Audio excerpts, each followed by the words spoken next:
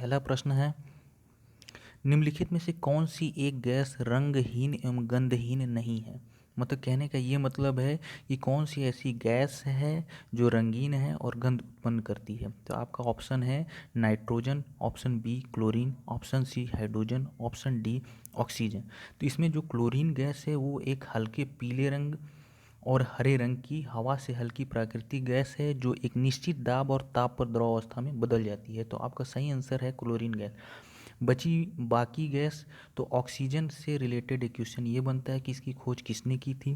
तो जे प्रिस्टले और C W seal ने इसकी खोज की थी।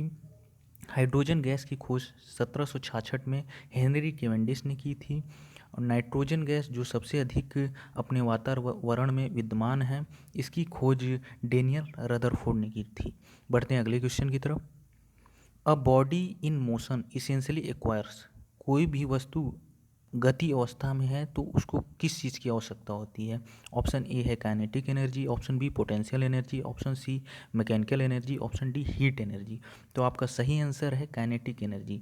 गतिज ऊर्जा, गतिज ऊर्जा का मतलब है वह ऊर्जा जो किसी भी बॉडी में उस समय होती है जब वह गति में होती है। बढ़ते हैं अगले क्वेश्चन की तरफ। ऑस्टियोपोरोसिस किस रोग से संबंधित है। ऑस्टियोपोरोसिस किस रोग से संबंधित है। तो आपका ऑप्शन है हड्डी, बी दिल, सी गुर्दा, डी फेफड़े। तो दोस्तों ऑस्टियोपोरोसिस रोग हड्डियों में होता है। हड्डियों में ऑस्टियोपोरोसिस रोग होता है। बगल में आपके एक चार्ट दिख रहा होगा जिसमें डिजीज डिफिशियंसी और इसके सिम्टम्स दिए गए हैं। आप इसका स्क्रीनशॉट ले सकते हैं। मैं इनको डिस्कस कर देता हूँ। एनीमिया रोग हीमोग्लोबिन की कमी के कारण से होता है। ग्वाइटर जिसे घेंघा रोग कहते हैं आयोडीन की कमी के कारण से होता है। बेरी रोग विटामिन बी की कमी के कारण से होता है जिसका केमिकल नेम थियामिन होता है। स्कर्वी विटामिन सी की कमी से होता है जिसका केमिकल नेम एस्कॉर्बिक एसिड होता है। विटामिन डी की कमी से रिकेट्स होता है। पोटेशियम एलिमेंट की कमी से हाइपोकैलमिया होता है। विटामिन ए की कमी से नाइट ब्लाइंडनेस जेरोपैथालमिया रोग होता है। और पेलाग्रा रोग जो कि सबसे इम्पोर्टेंट है, ये जो है बहुत सारे एग्जाम में कई बार पूछे गए हैं। ये विटामिन B3 की कमी से होता है जिसे नियासिन ऑफ निकोटिनिक एसिड, इसका केमिकल नेम है निकोटिनिक एसिड। बढ़ते हैं अगले क्वेश्चन की तरफ। Full form of BIOS is BIOS। तो ये दोस्तों कंप्यूटर का टर्म्स है जिसका फुल फॉर्म होता है बेसिक इनपुट आउटपुट सिस्टम। बढ़ते हैं अगले क्वेश्चन की तरफ। सामान्यतः निम्नलिखित में से कौन सा कैंसर का कारण नहीं है।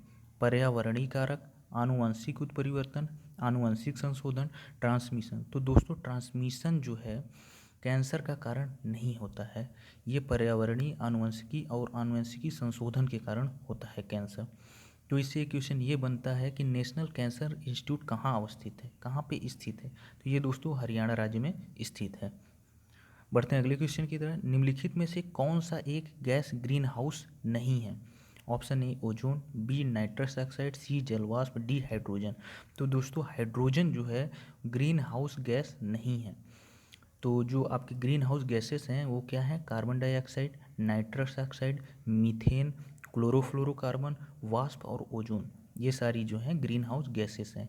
ग्रीन हाउस गैस एक प्राकृतिक प्रक्रिया है जिसके द्वारा किसी ग्रह या उपग्रह के वातावरण में मौजूद कुछ गैसें वातावरण के तापमान को अपेक्षाकृत अधिक बनाने में मदद करती हैं। अगर ग्रीन हाउस गैसेस न होती तो पृथ्वी पर जीवन भी संभव नहीं होता, क्योंकि बिना इनके पृथ्वी का टेम्परेचर -18 डिग्री तक होता है। ग्रीन हाउस गैस के कारण ही, ग्रीन हाउस इफेक्ट के कारण ही पृथ्वी का टेम्परेचर 15 डिग्री तक आता है। तो एक बैलेंस्ड ग्रीन हाउस गैसेस मानव जीवन के लिए वरदान होती हैं। बढ़ते हैं अगले क्वेश्चन की तरफ। Which of the following does computing in A personal computer. Personal computer में गणना का कार्य कौन सा करता है। तो ऑप्शन ए है CPU, बी है मदरबोर्ड, सी रैम, डी बायोस।